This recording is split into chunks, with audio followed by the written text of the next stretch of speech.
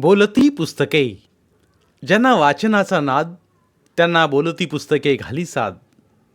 आमचं channel subscribe करा आणि सबस्क्राईब करायला इतरांनाही सांगा. नमस्कार श्रोते मित्र हो.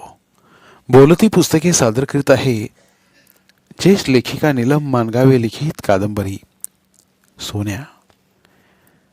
प्रकरण 11. एवढ्यात आतून पाण्याची बादली घेऊन गणाचा पाहुणा बाहेर आला आणि सायकलवर पाणी ओतून म्हणाला, देवाला जायच्या आधी मातीलाच जाऊन आलीस? काय करायचं आता? आंघोळ तरी घालायला पाहिजे. बादली मागून बादल्या त्याने सायकलीवर ओतल्या. सायकल पवित्र झाली. सायकलीचा कलंक धुतला गेला. पण सोन्याच्या बापाला सकाळी समजलं की गणाच्या पाहुण्याची सायकल चोरीला गेली नव्हती, तर कोळ्याच्या विलासने ती गावाला नेली होती. बातमी समजताच जयपाल खवळला, रागाने बेभान झाला आणि सावडी समोर जाऊन त्याने आरडाओरडा करून गाव गोळा केला. माणसं जमताच त्याने सगळ्यांना जाब विचारला. सोन्याचा मनस्ताप कोण भरून देणार म्हणून त्याने गणाचा गळा पकडला. पुन्हा मीटिंग घेऊ.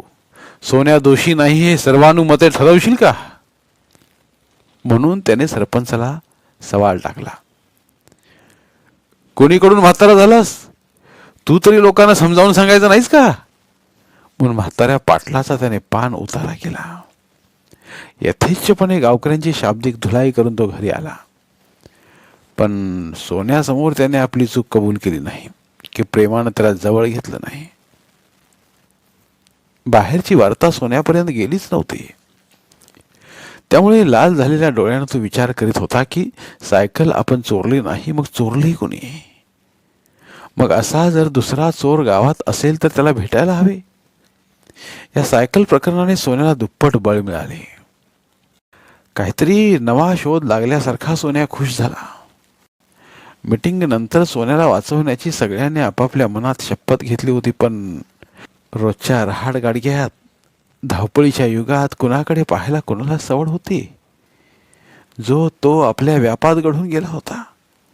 भावनेच्या भरात घेतलेला निर्णय, एखादे स्वप्न विसरावे तसे सगळे विसरून गेले.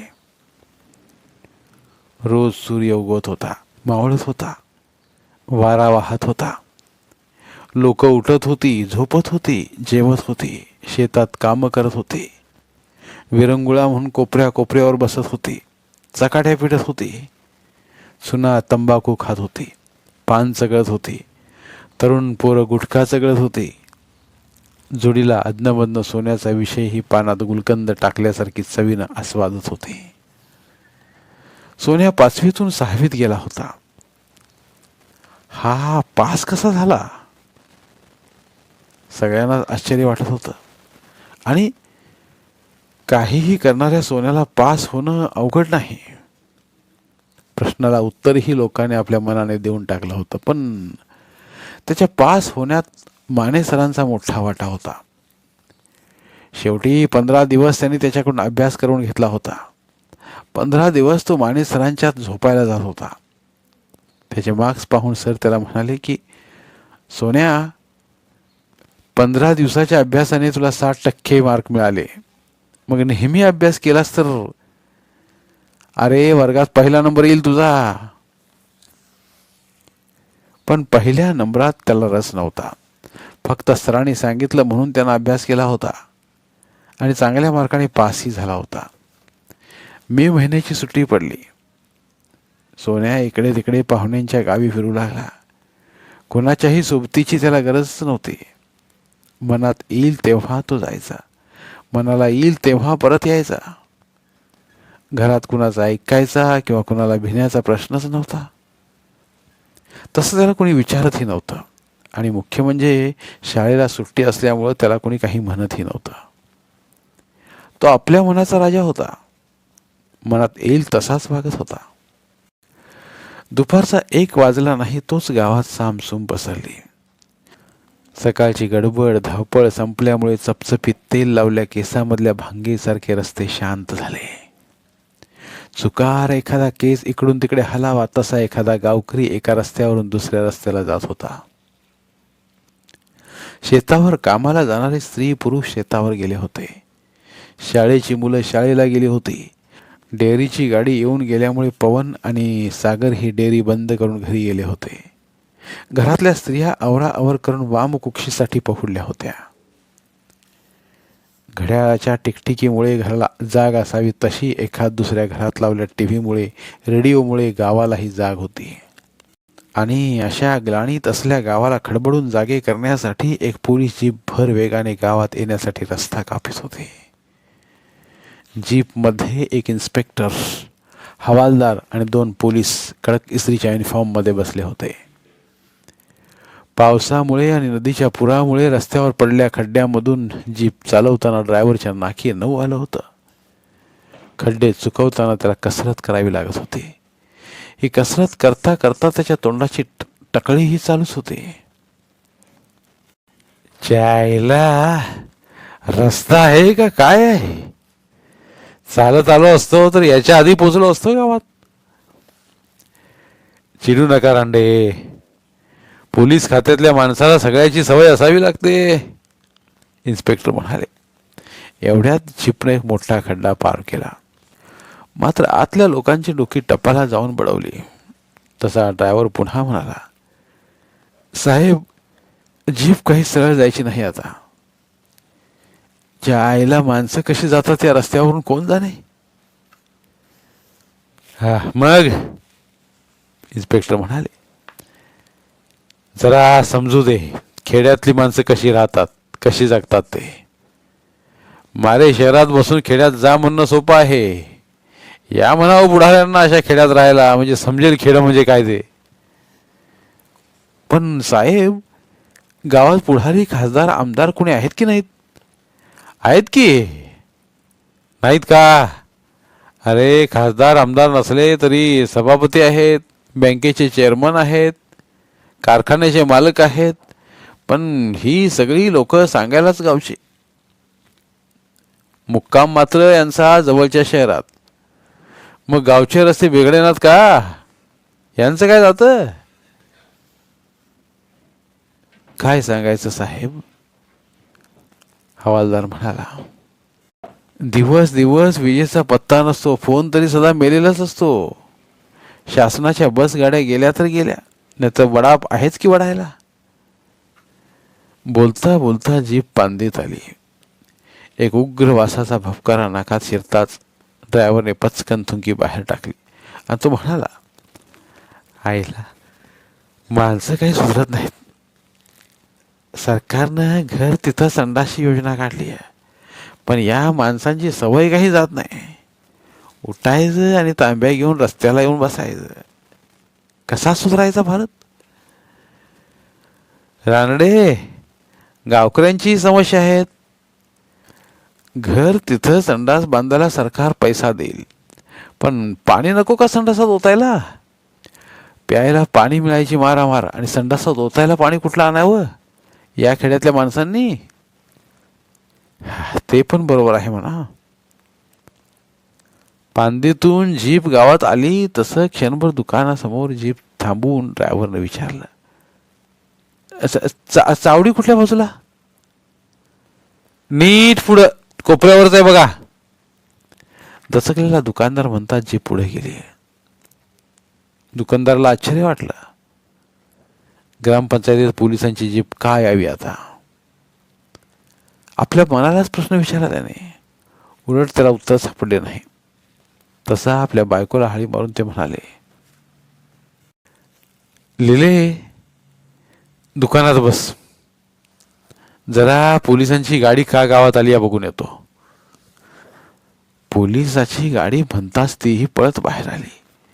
एक निवडणूक सोडली तर गावात कधीच न येणारी पोलीस गाडी गावात आलेली ऐकताच तिला आश्चर्य वाटले. सतत टीव्हीत दिसणारी पोलीस गाडी आपल्या गावात आलेली पाहताच गावात काहीतरी शिजल्याचा तिला वास आला. तशी ती म्हणाली, इथंच मी बसते, तुम्ही जाऊन बघून या जावा काय झाले ते. आणि हो लवकर या बरं का, नाहीतर बसशीला तिथंच आणि जामीनदार म्हणून तुम्हालाच नेतील गाडीतनं पोलीस. आत्ता येतो म्हणून दुकानदार लगबगीने गेला. ग्रामपंचायतीसमोर येता जीप थांबली. ड्रायव्हरने हॉर्न वाजवला. पाठोपाठ इन्स्पेक्टर, हवालदार, पोलीस उठले. चावडीसमोरच जीप थांबल्याचा आवाज येताच आतले सरपंच, तलाठी, शिपाई लगबगीने बाहेर आले. पोलिसांची जीप आणि उतरलेले इन्स्पेक्टर पाहताच पुढे होऊन सरपंच म्हणाले, या साहेब, काय काम काढलं? आत तर येऊ द्या मला. या या या या साहेब, चावडी आपलीच आहे, या ना. मग काय वर्दी काढून सरपंच होऊ म्हणता? हसत इन्स्पेक्टर म्हणताच अजिजीने सरपंच म्हणाले, तसं नाही साहेब, आपलीच आहे. हा, आपलं स्वागत आहे असं म्हणायचं होतं मला. बरं बरं, असू दे. महम्मद, पाण्यान साहेबांना. महम्मद शिपायाला ते पुढे म्हणाले, जरा चहाची व्यवस्था पण कर. चहा नंतर, आधी काम. इन्स्पेक्टर म्हणतात, होय साहेब, होय. सांगा काय काम काढलंय? आम्हाला जरा त्या सोन्याला भेटायचं आहे. इन्स्पेक्टरच्या तोंडून आल्या सोन्याला भेटायचं आहे ऐकताच घशात अडकला कफ बाहेर पडताच दमेकऱ्याच्या चेहऱ्यावर सुटकेचं समाधान पसरावं तसं समाधान सरपंचांच्या चेहऱ्यावर पसरलं गेलं. आणि ते म्हणाले, सोन्या? आमच्या गावातला सोन्या? होय, तुमच्या गावातला सोन्या कर्वे. त्याने काय केले साहेब?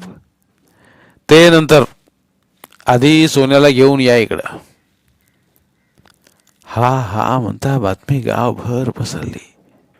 उंदीर खाऊन आपल्याच विळख्यात पहुडलेल्या सापाच्या शेपटीवर पाय देता साप सळसळून उठावा तसा गाव सळसळला. खडबडून जागा झाला. कोणीतरी जाऊन ही बातमी पवनलाही सांगितली. कारण अख्ख्या गावात पवनच सोन्याला जपत असतो हे माहीत असल्यामुळे पवनला बातमी पोहोचवणं हे आपलं कर्तव्य असल्यासारखं कोणी पवनला हे सांगितलं. आणि आपल्या शेपटीला आग लागल्यासारखा पवन घरातून धावून गेला. अंगात शर्ट घालण्याचं भानही त्याला राहिलं नाही. पोलिसांच्या हातात सोन्या जाण्याआधी आपण पोलिसांना भेटणं गरजेचं आहे हे ऐकून समजून अंगावरच्या बनियनवरच तो चावडीवर आला. चावडीसमोर ही माणसं जमली होती. आपापसात बोलत होती. सगळ्यांच्यात घुसून वाट काढत तो पोलिसांच्या जवळ येऊन म्हणाला, इन्स्पेक्टर, काय काम आहे सोन्याकडे? कोणी तक्रार केली की काय? तुम्ही कोण? तुम्ही कोणला पवनजवळ उत्तर नव्हतं. मग तो धाडस करून म्हणाला, मी त्याचा मोठा भाऊ आहे. सख्खा? नाही, मानलेला. पण इन्स्पेक्टर, सख्ख्या भावापेक्षा तुम्हाला वेगळा नाही. मला सांगा, काय तक्रार आहे सोन्याची? पवनचा आवेश आणि त्याचा गदगदलेला आवाज ऐकून इन्स्पेक्टर क्षणभर विचारात पडले आणि मग पवनला म्हणाले, ओके ओके, सांगतो तुम्हाला, पण सोन्या आल्यावर. नाही साहेब, तो यायच्या आधी सांगा, प्लीज प्लीज साहेब. ओके, हे बघा, एका चोरीच्या केसमध्ये त्याला अटक करायची आहे. अटक? चोरीच्या केसमध्ये? न समजून पवन म्हणाला, तुमचा काहीतरी गैरसमज होतोय. तुम्हाला चुकीची माहिती मिळाली आहे. अहो, सोन्या चोरी करतो, पण घरातल्या डब्यातले आपल्याच पोराने मुठभर फुटाणे घेतले तर त्याला काय चोरी म्हणायची? अटक करण्यासारख्या चोऱ्या करत नाही साहेब तो. फुटाण्याच्या चोरीविषयी मी बोलत नाही मिस्टर पवन मगदूम. हा, तर पवन मगदूम, मी फुटाणे चोरणाऱ्या चोराला पकडण्यासाठी ही फौज घेऊन आलो नाही. मग दरोडे घालणाऱ्या चोराला पकडण्यासाठी आलो आहे. दरोडे? आश्चर्याने पवन म्हणाला, कुठले दरोडे? सांगली, कोल्हापूर, अथणी सारख्या गावात पडल्या दरोड्यात सोन्याचा हात आहे अशी पक्की बातमी मिळाली आम्हाला. मग ही बातमी चुकीची आहे साहेब? हसत पवन म्हणाला, अहो, ज्या पोराने अजून तालुक्याची सीमा ओलांडली नाही तो अथणीपर्यंत कसा जाईल? हे बघा, ते मला माहीत नाही.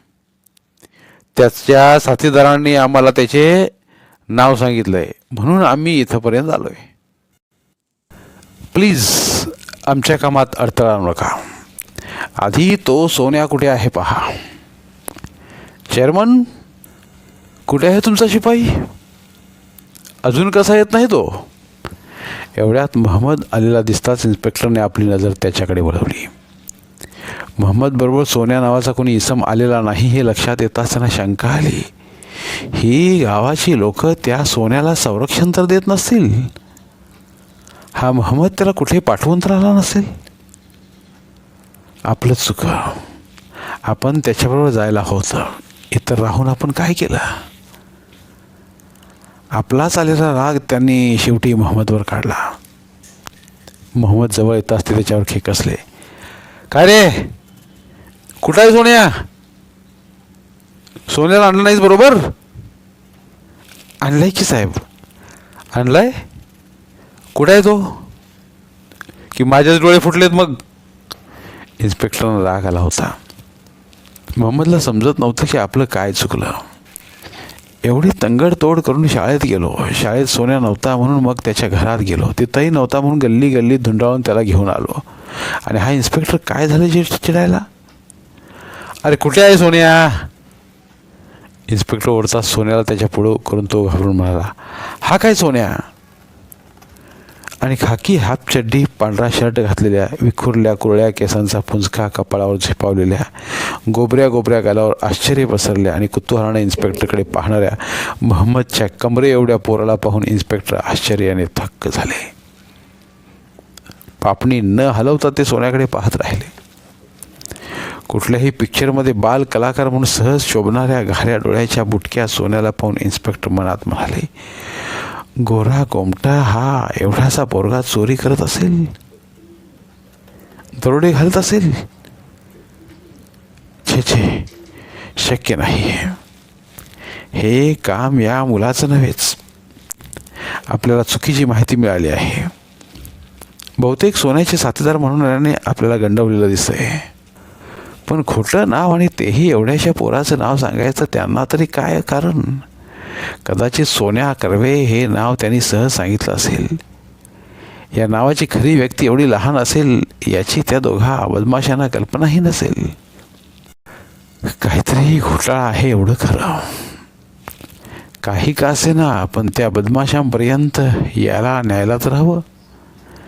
खरं काय तेच सांगतील. त्यांचा सोन्या हा की दुसरा कोणी हे त्यांच्याविषयी कोण सांगणार? धन्यवाद. उर्वरित कादंबरी पुढील भागात.